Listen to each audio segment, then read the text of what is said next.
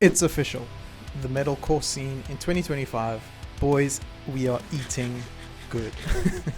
So this past week, we just had the Rock AM Ring and the Rock IM Park showdown performance, whatever you want to call it. And needless to say, I think that we were treated with some of the best performances that we've had in a long time by some of the bands that are really, in my opinion, at the top of their game at the moment.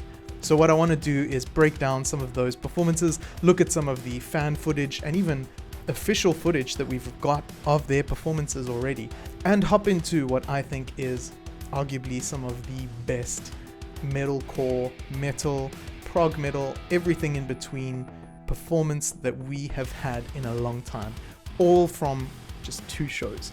I really genuinely wish I could have been there to experience it, but probably it would have been too difficult to get to all of the shows.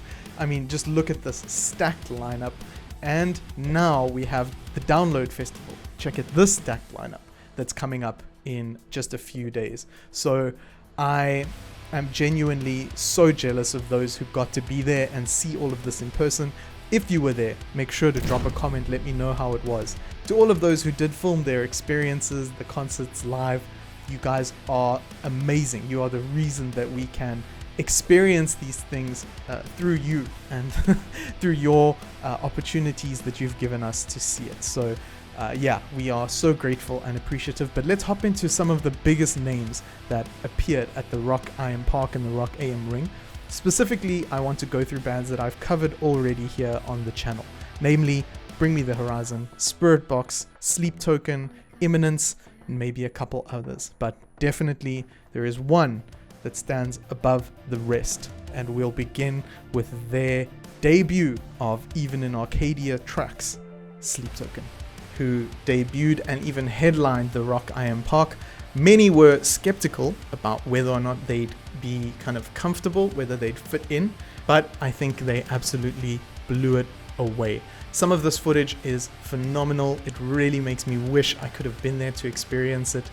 They did some of the greatest tracks off of the Even in Arcadia album, opening up the set with Look to Windward, which has very quickly become my almost favorite track on the album. So starting it off strong with the album opener, absolutely epic. And I'm sure you've seen some of the goofs around their headline performance, from 4 getting trapped under the curtain to 3's little bit of a stumble that you can see here. And then if you watch the live camera from his bass guitar camera, you can see it here, which in my opinion is just genuinely a bit unbelievable. I don't know how they do it. Like, from the new masks, being able to perform in those masks, that in itself, absolutely incredible skill and talent. And not to mention Vessel's awesome new gear from the, I think the album promo, we know that he has had this new getup, this new set, this new gear kind of teased, and his first performance in it, absolutely phenomenal. He looked phenomenal and he sounded great from the audio that I could hear on, naturally these aren't studio quality stuff, it's phone recordings, and a lot of the time it's iPhone 15s and 16s, which do have good microphones but tend to kind of blow out, especially with these incredibly big stage performances. So I think that from what you can hear, it definitely sounds like they were absolutely fantastic live. But the set list was killer.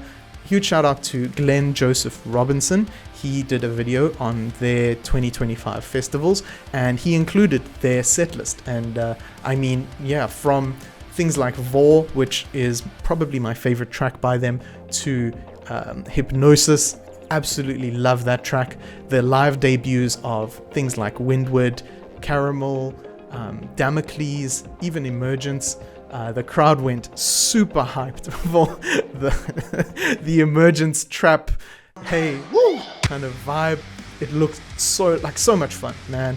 I am genuinely so jealous that I didn't get to go, but hopefully I will get to see them sometime in the future. But yeah, Sleep Token absolutely crushing it, and really excited actually to see what their own festival or their own concert looks like. Because if this is what they're able to pull off for a festival, so when they do their own concerts where they have full control over everything that comes and goes, I really think it's going to be showstopper, really genuinely a showstopper. So they are doing some phenomenal work, and I think they've got big money behind them now, so they can do really good stuff. And I'm excited, genuinely excited to see where they take the space.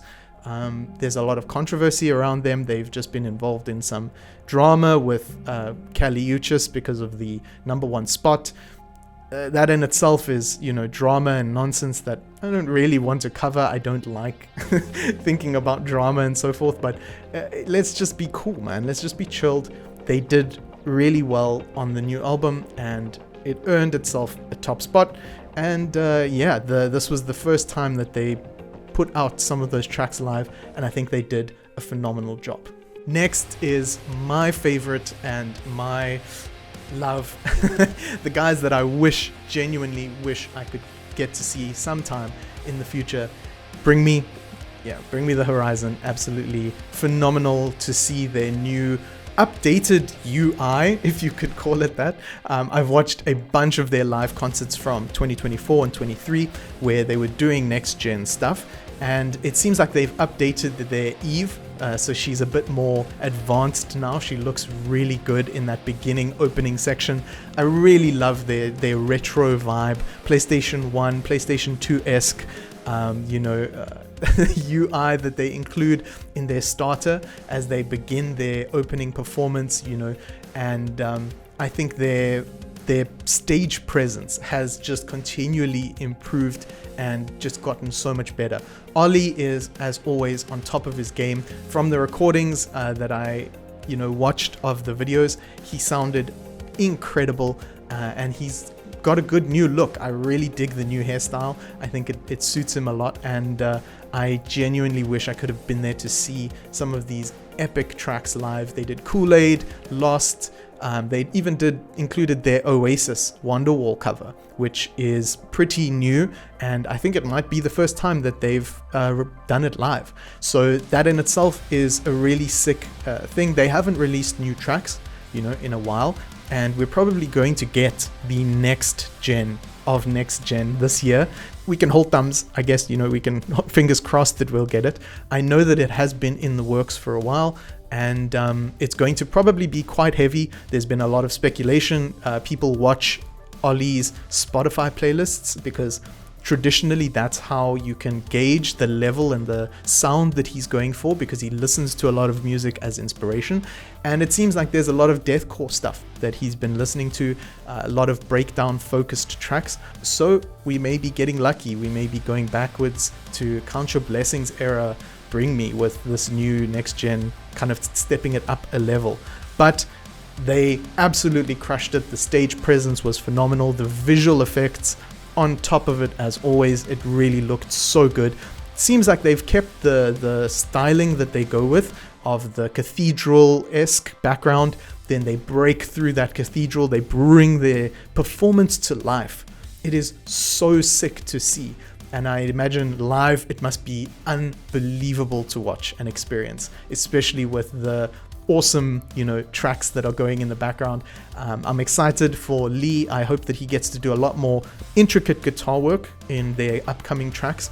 I know that previously with Jordan, with Fish on the production side, him and Ollie were doing a lot of the recording and production stuff, and Lee kind of he took a little bit of a sideline in terms of the guitar work and just did what he had to.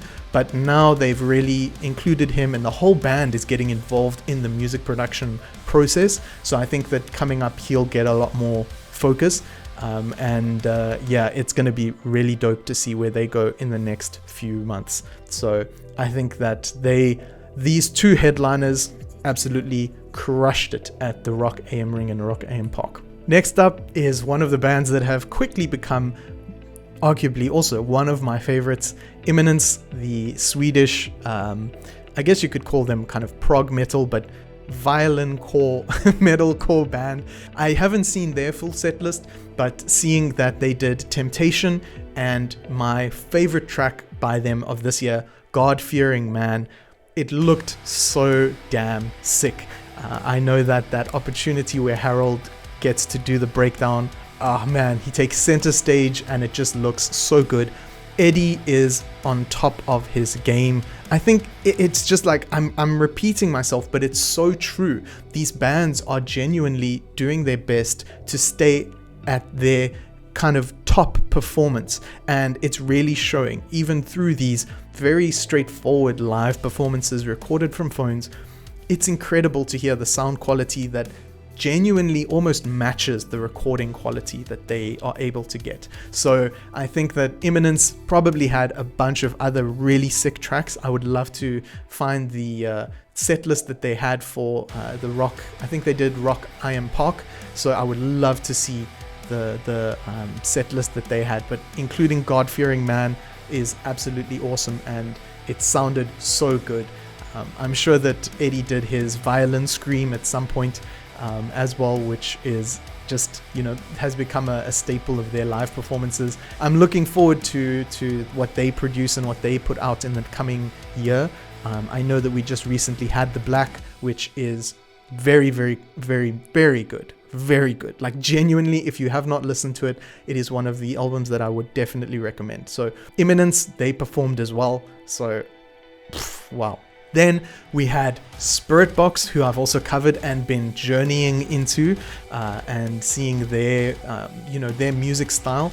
I think I've at this point listened to maybe 4 or 5 tracks. So I know very little about their stuff, and Soft Spine is one that I've heard is really good, and it's probably going to be one of the tracks that I react to next. But I just reacted to No Love, No Loss, or No Loss, No Love. I don't know which way it is. But Perfect Soul, Jaded, the big staples by them are just incredible tracks. And the fact that they put out a full 1-hour concert live performance on their own official channel is so sick to me. I really genuinely love that they are allowing their fans the opportunity to get access to the footage and the really, really well pre-recorded sound. It's amazing. And Perfect Soul is just so incredible live. Courtney crushed it. She literally did incredibly well. It sounds so good, and watching them play, watching the guitarist, I'm not sure of his name, but seeing how focused he is and how intently he plays, it's really sick to see that they are putting in a lot of effort to really push themselves up into the big leagues. And I think they're already there. They're just going to keep climbing, and I'm so hyped to see where they go and to also listen to more tracks by them. So if you have tracks, drop them in the comments. I'd love to hear what you have to say, what you think I would enjoy listening to by them. I think Soft Spine definitely is going to be one that I go for next. And yeah, I'm probably going to watch the whole concert at some stage, but I kind of skipped through so that I only listened to Perfect Soul and Jaded, just to make sure that I didn't spoil other tracks for myself. And what I heard, I was unbelievably impressed. The visuals as well also look phenomenal. They include drone footage, they include gimbal footage, they include the broadcast cameras. It's just so sick, man. It's really cool that within a few days they were able to get that out so that their fans can enjoy the experience like they were there, even though they may not have been there. That shows a kind of love for their fans and for the people that are supporting them that I can really get behind. So while editing this, I just had to kind of hop in here and let you guys know that Falling in Reverse, like Spiritbox, have also dropped a full 1-hour set list from the Rock AM Ring performance, and holy shit, it is phenomenal. Ronnie is insane. Love him or hate him, he is so unbearably talented. Like, it is just ridiculous how far he has come.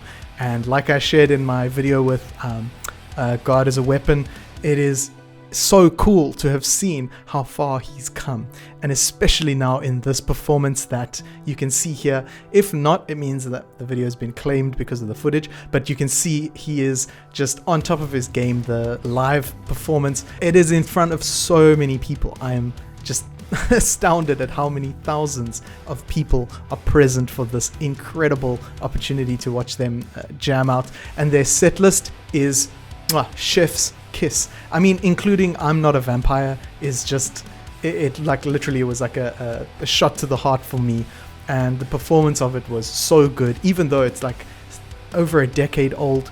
Absolutely incredible track. And Watch the World Burn, Ronald, I mean, it is just such a stacked lineup of tracks, a set list that they did, and I would highly recommend going out, watching the full 1 hour if you are a Falling in Reverse fanboy. I don't want to say like me, but yes, like me.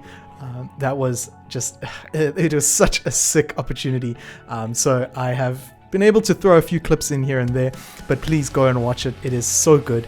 Man, they did such an incredible job. I really wish that their popular Monster Tour, the one that was cancelled because of the whole UK debacle, I really wish that we could have got that so that we would see how they perform at, similar to Sleep Token, a concert that is completely run by them, where they can have creative control, creative freedom.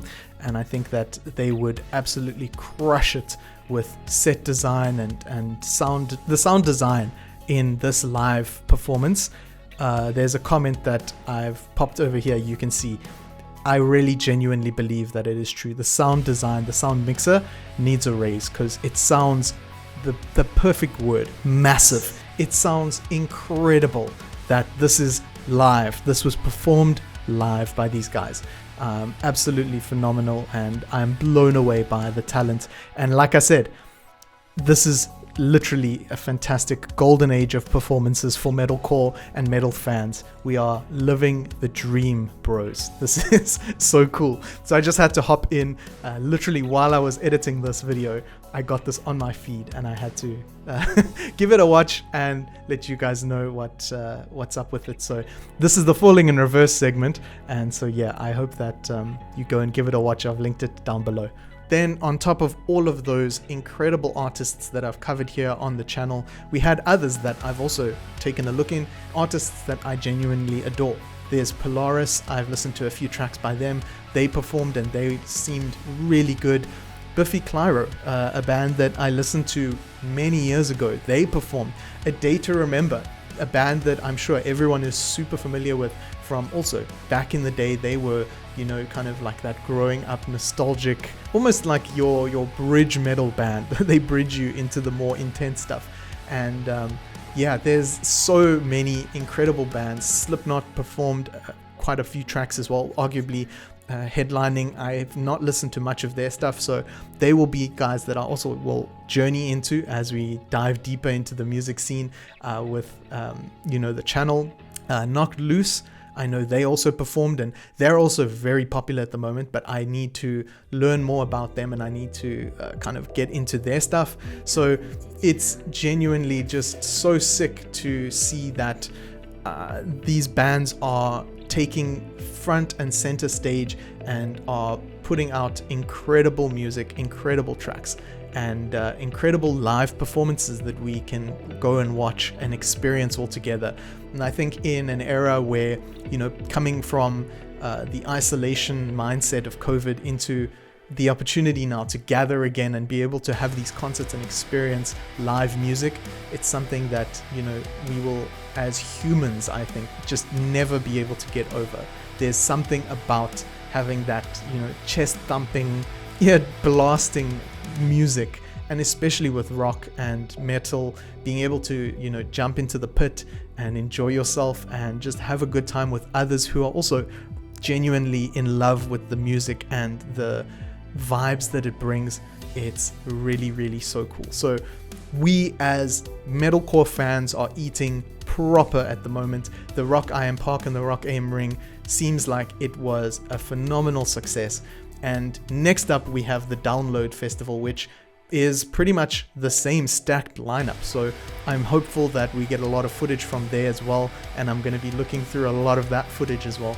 But if you enjoyed this quick little overview of just some music that is being performed and what bands are doing at the moment, please make sure to subscribe and hit a like. I really appreciate you sticking around. If you've stuck around for this long, I genuinely have so much love and care for you as the community that I'm building. And let's keep vibing, let's keep learning about new music and new bands together. And hopefully soon, I'm going to be getting my interface so that I can get my that bad boy over there connected up to my laptop so that I can start recording and making music myself. That in itself is going to be an awesome opportunity to be able to play as well, do more recordings and do more things like practice sessions. And I even put up a poll recently, you can see here, of if you guys wanted me to learn an entire song by a certain band in an hour, which band would you choose? So that in itself will be an awesome challenge that I can't wait to jump into. Stay good, stay humble, just be good people, man. And I'll see you guys on the next one. Cheers. Peace.